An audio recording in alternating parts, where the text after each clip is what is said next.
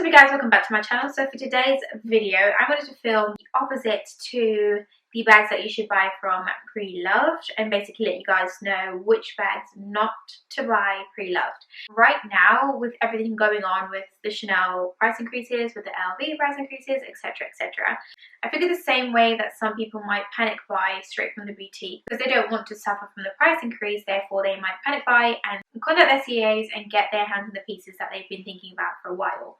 I figured the same would apply with Preloved handbags. So therefore, I did kind of just want to advise you guys of some things that might seem obvious, but one could tend to forget when we're panic buying.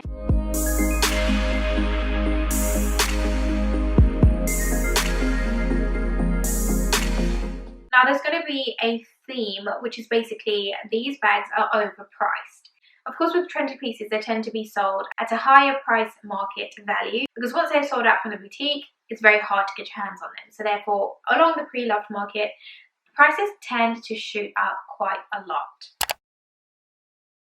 Okay, so we're going to go there and I'm going to start with the machete. The thing about the machete is it's hardly ever in stock online, but what I will definitely say is that you just have to be patient. You have to stalk the website all the time at awkward hours, and you kind of have to invest your time in order to find it. I'm going to try and be on the website around 1 p.m, 2 p.m, and I've also found that I've seen the pieces come into stock around 6, 7 p.m, and as well as around 1, 2, 3 a.m.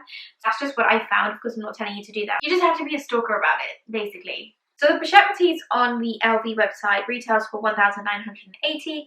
However, on the pre-loved market, this is a completely different thing. Let's have a look at these examples I'm going to show you right now. So as you can see here, this one on Fashion File is actually being sold for $2,525. The description of this is it's in excellent condition. It has liquid marks, protective plastic stickers are still intact. It comes with a strap and the dust bag. I'll give you another example. This one was $2,695. It has a 10% discount, so it's now $2,425. And the condition of this one is excellent. The exterior is warped / bent. It has patina of the vachetta. The handle has patinaed. It has faint scratches. It comes with a dust bag and strap. So honestly, as you can see, in the pre-loved market, these bags are selling for an incredible amount more.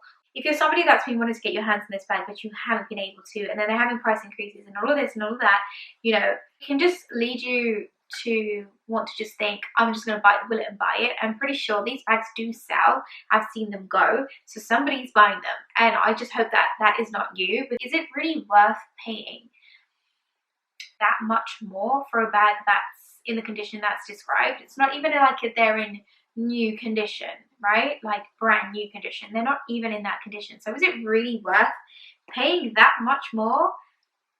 I don't think so, if you ask me. Next one we're going to talk about is the Nano Speedy. On the LV website, the Nano Speedy costs $1,180.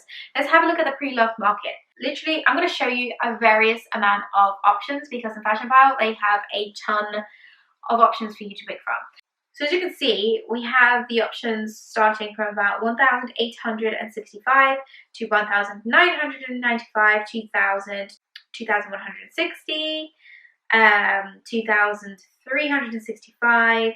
As you can see, that is a grand over retail. So some of these bags are literally retailing for $1,200 over the retail price. We haven't even added tax at this point. Honestly, are you kidding me? Like, should you be buying the Nano Speedy from Preloved? Absolutely not. Right now as well, I know that Louis has been releasing a lot more Nano Speedies on their website during this pandemic. If you are in the need of a Nano Speedy, just stalk the website day and night. I'm pretty sure that you'd find it. I can't even. I could not fathom paying $1,200 more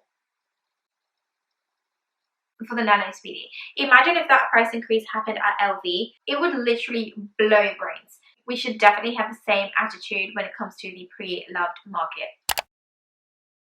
As we know, the Dior book tote is a very, very popular bag.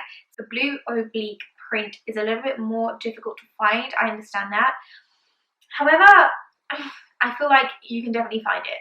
You don't need to go to Fashionphile or a website like in order to find your book tote. Let's have a look at some of these prices. Okay, so online you could get the same navy oblique print book tote for $2,750.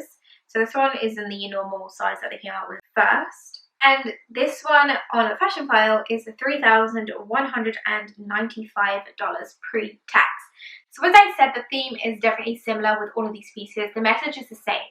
It's just more so about, should it really be doing it? Is it that worth it? I feel like some of us really need to identify which bags are selling way over retail, and should we really be investing our money into this?